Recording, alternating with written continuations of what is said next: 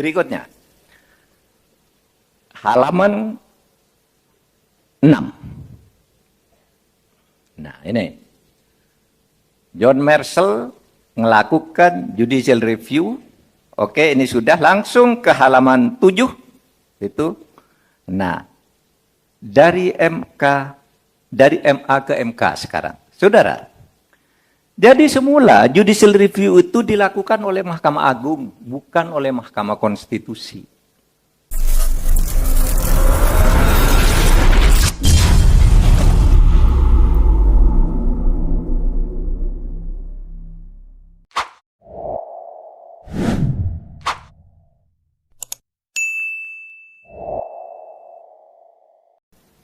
Itu dilakukan di Amerika.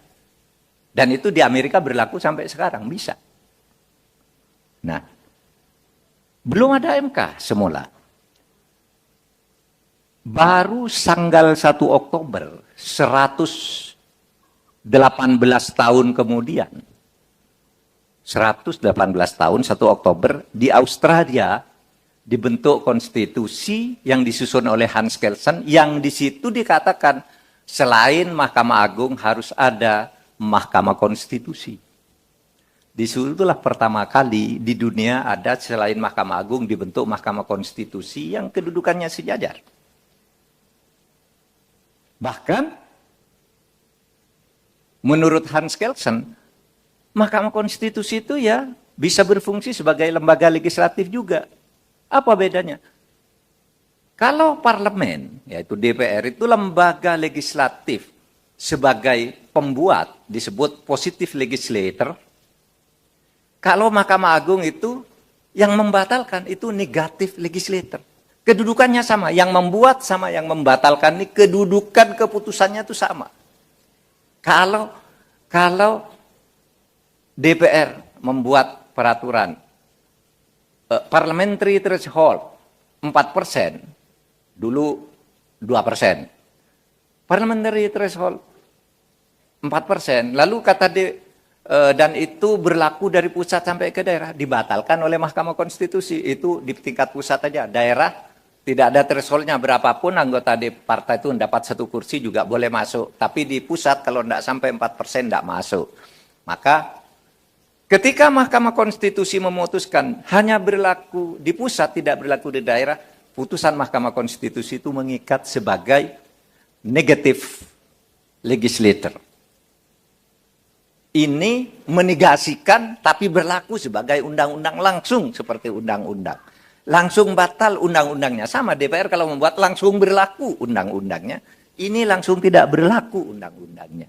Ini bedanya positive legislator dengan negative legislator. Nah, kemudian di Indonesia wewenang MK itu diperluas. Bukan hanya menyangkut judicial review, tetapi mencakup masalah-masalah konstitusional lainnya. Oke, masuk. Berikutnya halaman 8. Saudara, gagasan memperjuangkan judicial review di Indonesia terus bergelora. Pada tahun 1968 ketika Orde Baru lahir, saudara belum lahir tapi Orde Baru lahir, itu tahun 68, menurut saya tidak ada yang sudah lahir di sini. Itu MPRS membuat keputusan, harus ada peradilan terhadap peraturan, bukan peradilan terhadap orang. Peradilan terhadap peraturan, yaitu judicial review. Tapi waktu itu pemerintah menolak, katanya kalau judicial review diadakan, kacau negara ini, semua nanti dibatalkan oleh Mahkamah Agung. Pemerintah menolak. Tapi perjuangan ahli hukum terus bergelora sehingga pada tahun 70 melalui Undang-Undang Pokok Kekuasaan Kehakiman, Undang-Undang nomor 14, itu kemudian disebutkan Mahkamah Agung mempunyai wewenang untuk menguji peraturan perundang-undangan di bawah undang-undang. Bukan undang-undang, tapi peraturan perundang-undangan di bawah undang-undang terhadap peraturan yang lebih tinggi. Jadi PP terhadap undang-undang diuji, Perpres diuji ke PP, Perda diuji ke PP dan seterusnya, berjenjang gitu. Tetapi ketentuan ini kemudian masuk lagi di dalam TAP MPR nomor 6. Itu tertulis nomor 4 ya. TAP MPR nomor 6 dan yang terakhir TAP MPR nomor 3 tahun 78. Isinya Mahkamah Agung berwenang menguji peraturan perundang-undangan di bawah undang-undang secara berjenjang tadi. Nah, saudara, tetapi itu hanya akal-akalan pemerintah Orde Baru waktu itu. Karena judicial review yang dengan ketentuan itu, Undang-Undang 14, TAP MPR, tidak bisa dilaksanakan. Karena apa? Bunyinya itu, judicial review hanya bisa dilakukan dengan pemeriksaan di tingkat kasasi. Nah, ketika mau dipilih pemeriksaan kasasi, tidak bisa. Karena menurut undang-undang, kasasi itu artinya adalah pemeriksaan terakhir oleh Mahkamah Agung sesudah diperiksa oleh pengadilan negeri dan atau pengadilan tinggi, baru kasasi. Nah, sekarang TAP MPR mengatakan hanya bisa di tingkat kasasi. Lalu ketika mau ke kasasi, Mahkamah Agung bilang tidak bisa, Mas. Karena kasasi itu artinya diputuskan dulu melalui pengadilan negeri, pengadilan tinggi, kata Mahkamah Agung. Nah, ketika masuk ke pengadilan negeri bilang tidak bisa, Mas. Karena bunyi undang-undangnya harus Mahkamah Agung. Sehingga tidak bisa dilaksanakan tuh judicial review sejak tahun 1970 sampai dengan reformasi. 1999 baru terbuka kemungkinan itu. Meskipun pernah ada Perma 55, ya, Perma 55 tahun 97 atau berapa, 95 atau berapa itu, yang dibuat oleh Mahkamah Agung untuk membuka ini, tapi tidak jalan juga. Karena politisnya waktu itu takut sekali pengadilan itu membatalkan peraturan pemerintah ke bawah. Itu dianggap ngaco gitu. Nah, halaman 9. Pada sidang tahunan MPR tahun 2000 dikeluarkan TAP MPR nomor 3 tadi. Yang memberi wewenang, yang menguji undang-undang itu MPR. Itu ketentuan TAP MPR tentang peraturan perundang-undangan. Bahkan di situ ada keliru karena TAP MPR itu menempatkan Perpu itu bisa diuji terhadap undang-undang. Perpu di bawah undang-undang, padahal Perpu itu sejajar sebenarnya dengan undang-undang itu dalam keadaan normal. Perpu itu yang undang-undang dalam keadaan mendesak, kegentingan yang memaksa. Nah, tapi kemudian amandemen Undang-Undang Dasar tahun 2002 ya, itu keliru. Melalui pasal 24 lalu membentuk Mahkamah Konstitusi yang menyatakan Mahkamah Konstitusi menguji undang-undang terhadap Undang-Undang Dasar. Mahkamah Agung menguji peraturan perundang-undangan di bawah undang-undang terhadap peraturan yang lebih tinggi. Dibagi dua. Yang berlaku sampai hari ini. Nah, saya catat di sini semula pada waktu itu ada pemikiran, udahlah biar tidak ribet pengujian undang-undang, apa itu, tidak usah bentuk Mahkamah Konstitusi. Perkara-perkara itu serahkan aja ke Mahkamah Agung.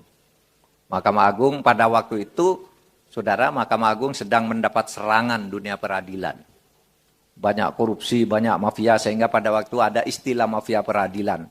Sehingga Mahkamah Agung, kami sudah begitu, masih mau diberi beban lagi. Udahlah, bentuk saja Mahkamah Konstitusi. Itu Pak Bagirmanan waktu itu. Bentuk Mahkamah Konstitusi. Bahkan Mahkamah Agung juga yang minta agar kami ini perlu pengawas. Oleh sebab itu kami usul dibentuk Komisi Yudisial, itu yang minta Mahkamah Agung. Saya tahu karena saya tim di situ, dan itu dicatat di buku buku abu-abu Mahkamah Agung yang 4 jilid itu ada. Mahkamah Agung yang mengusulkan membentuk Komisi Yudisial. Kenapa? Waktu itu hakim itu mendapat sorotan korupsi, penakut apa dan sebagainya kan. Waktu itu, aduh Pak. Lalu ada usul, Mahkamah Agung harus bisa meningkatkan hakimnya. Mahkamah Agung bilang kami tidak mampu ngawasi hakim, ini udah rusak. Oleh sebab itu kami minta dibentuk Komisi Yudisial. Begitu Komisi Yudisial dibentuk, bentrok. Karena Komisi Yudisial lalu ngawasi betul Mahkamah Agung merasa terganggu, hakim-hakim terganggu, bentrok. Sehingga sejak itu Komisi Yudisial menjadi lumpuh. Nah, kalau ini terjadi di tahun 2006 ya. Jadi saudara masih kecil ya.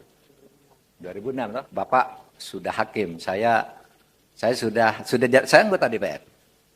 Jadi saya habis jadi menteri, Menhan, lalu menteri kehakiman, lalu saya ke DPR.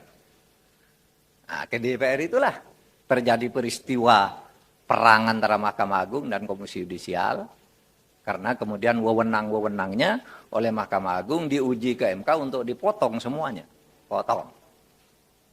Itulah keadaan pada waktu itu. Jadi saudara harus memahami sejarah ini. Yang intinya itu ingin memperbaiki dunia peradilan. Nah, saudara, itulah kemudian tahun 2003 MK dibentuk dan didirikan dengan Undang-Undang Nomor 24 tahun 2003 bertanggal 13 Agustus tahun 2003. Dan itu yang disebut sebagai hari lahir MK. Kalau hari lahir MA 18 Agustus Pak ya. Hari lahir 19 Agustus 45. Kalau MK itu baru lahir 13 Agustus tahun 2003. Oke?